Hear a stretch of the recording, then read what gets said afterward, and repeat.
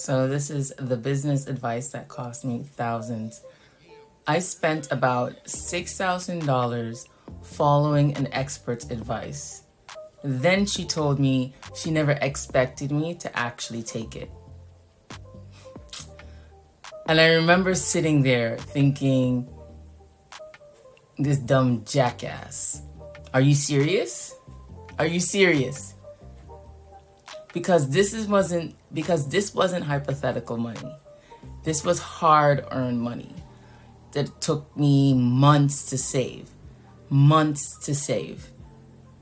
By that point, I was just sitting on boxes and boxes of clothing racks and scarves from my collection.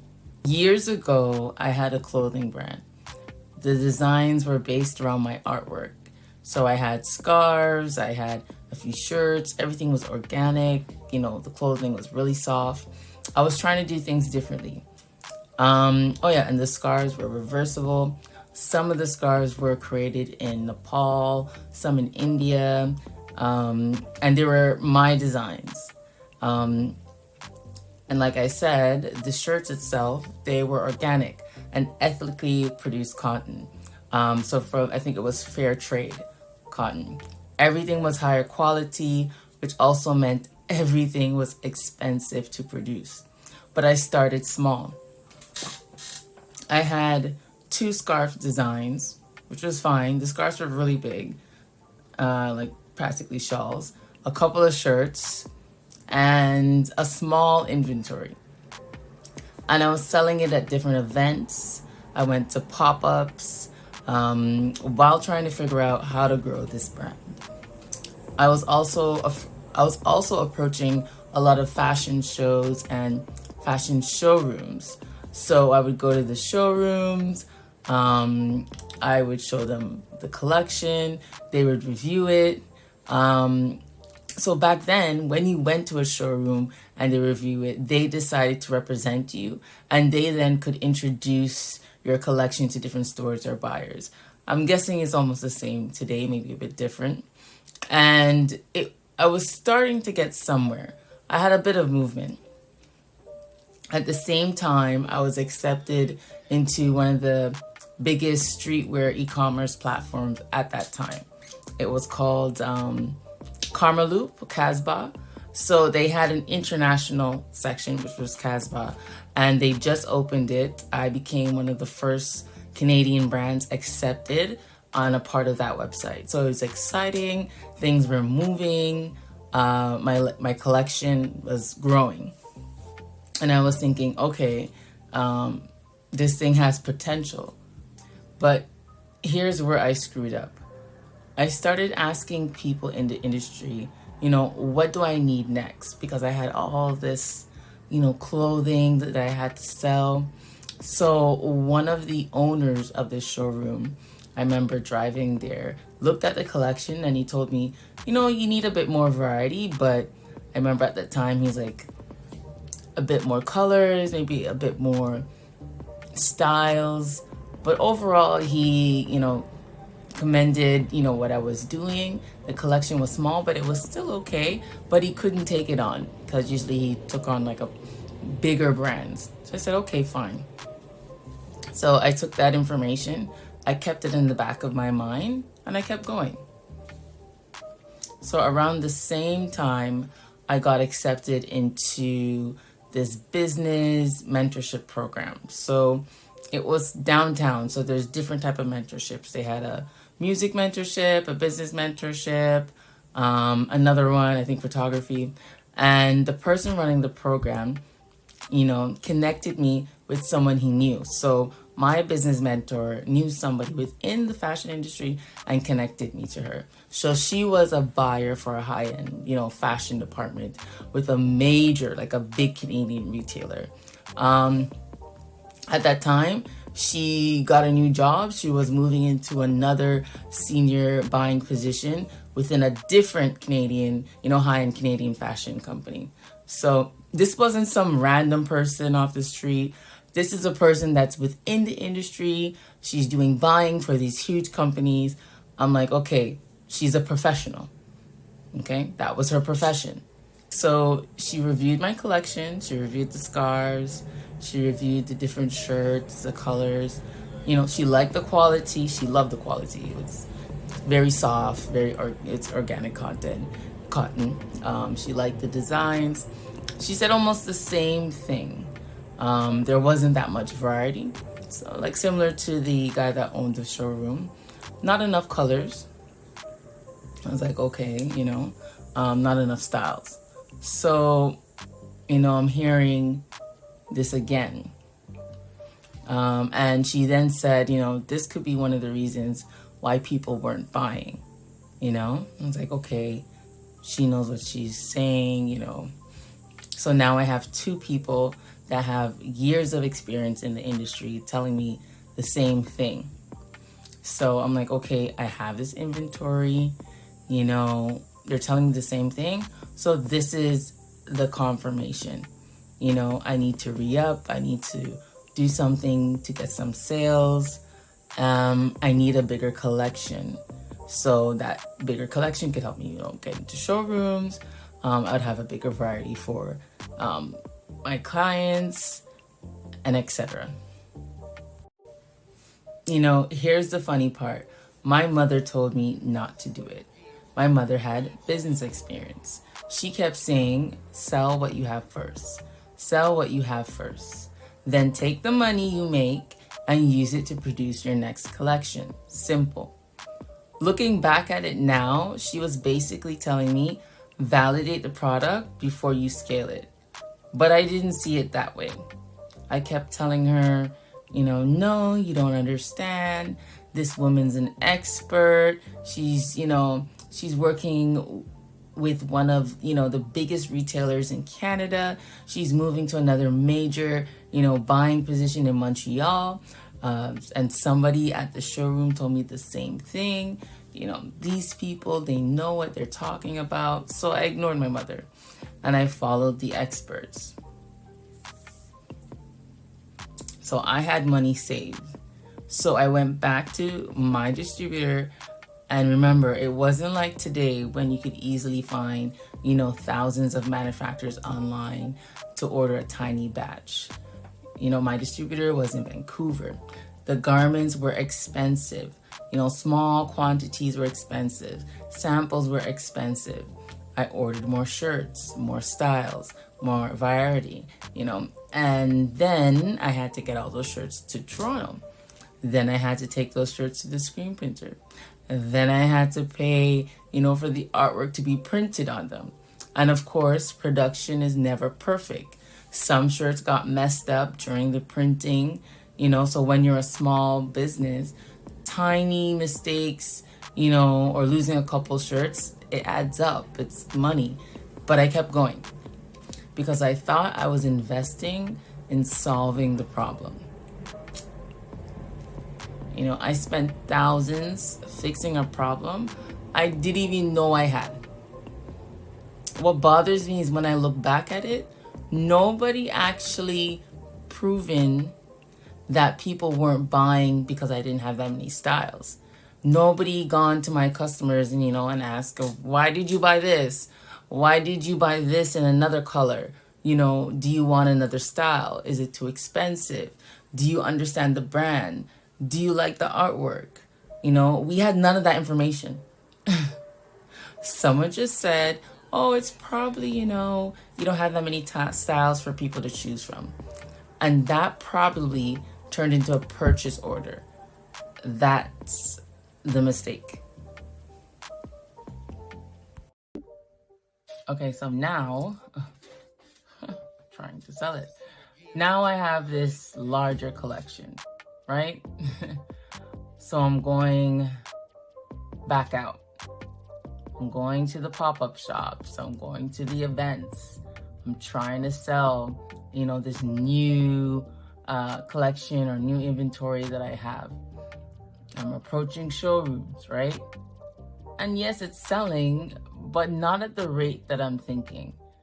You know, wow, you know, thank God I bought additional inventory instead of, I have thousands of dollars tied up in clothing and in scarves. And this is something about physical products. Businesses tend to learn quickly. Inventory might have value, right? You have your inventory, it has value, but you can't pay your bills with a rack of t-shirts, okay? Until somebody buys it, someone in the market buys it, and until then, your money's just sitting there. Okay, so meanwhile, this expert, this lady, who's supposed to be a second mentor for me, who gave me the advice, has been traveling. So the new job sent her out to Paris to, go during Fashion Week to purchase, items for their retail brand to then sell to customers, right?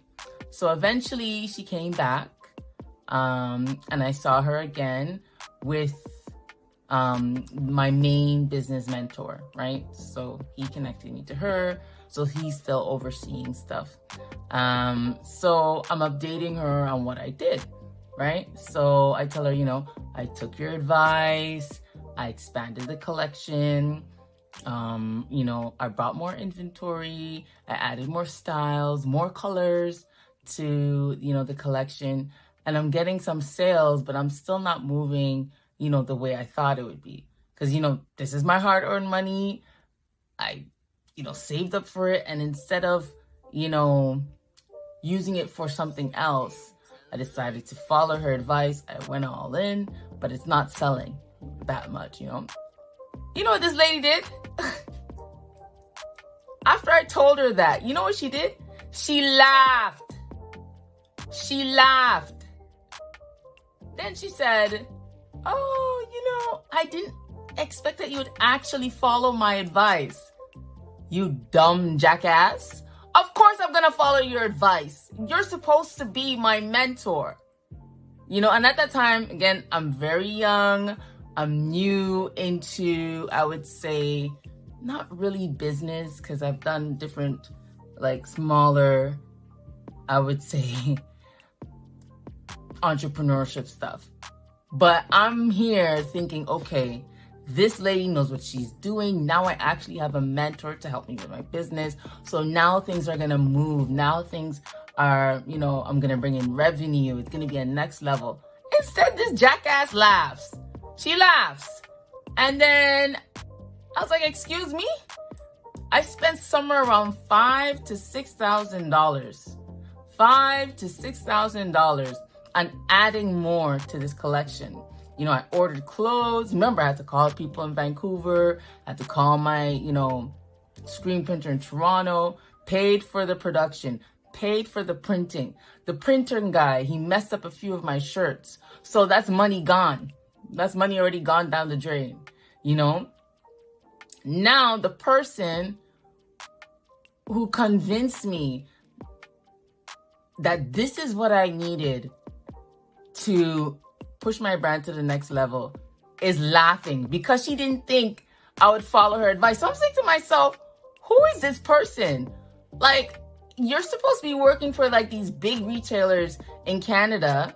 You are signed up for a mentorship program. So what are we here for? Why am I drinking tea with you? But what is this, a tea party? It's a tea party and a laugh kiki party? Anyways. Oh, I was so pissed.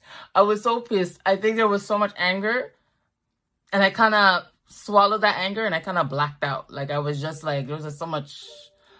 But my business mentor next to me, he was shocked. He was like, but she came, that's your purpose. That's why I brought you here. You're supposed to be giving, these kids, advice based on the career or industry they want to work in. That's why I brought you here. And she was like, well, I didn't actually think that you would follow it. I was saying this and this and that. And I'm like, I should just say this and this and that with my hand to your face. But again, I'm sitting there and I'm just like, I'm blacking out. So I didn't even know why. I didn't even know why I didn't lose it. Oh God, I don't know. I'm just so. Till this day, I'm pissed. Till this day, I'm pissed. People need to understand when you go to a person and they're asking you for advice, they're asking you sometimes based on life-changing decisions. They've maybe even prayed about it. They've maybe even, researched about it. They've worked long hours to help you get that advice and that advice from you. You're supposed to be an expert. And she goes on and she's like, oh, well, I didn't expect you to follow it. So why are we here? Anyways, so I'm not gonna go into a rant. Because what did my mom say? I should have just listened to my mom. She said, sell what you have. Sell what you have before you go making anything else. It was simple. Okay? The person giving you advice isn't the one risking the money. You got to understand that. So anyone that's giving you advice, even me, always check. She, as an expert, could be wrong with what she said, and she could easily walk away, which she did. Okay? I couldn't. I'm the one with this inventory in my house, right? I'm the one that now is going to have to hustle 10 times more to move this inventory because my money's tied up into it. My money's tied. Honestly, I maybe still have a couple scarves. I have a couple scarves left and maybe like one or two. And it was a long time ago. I was the one that had to spend from my savings, my hard-earned savings. I know I had to work for that. I was the one that had to figure out how to sell everything. And that's when I started to look at expert advice differently. And this is years ago, before there was, Instagram gurus and stuff like that. That lesson stuck with me for a long time. Right? Not because experts don't know anything. No, that's not the lesson. The lesson is the expert doesn't remove your responsibility to test what they're telling you. At that time, I was very young. I was very young. I was new into the business part of, fashion or in business in general, right? But it's still your responsibility to test what they are telling you, okay?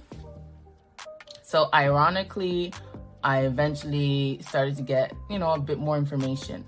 So it wasn't from another fashion, executive or media buyer or her.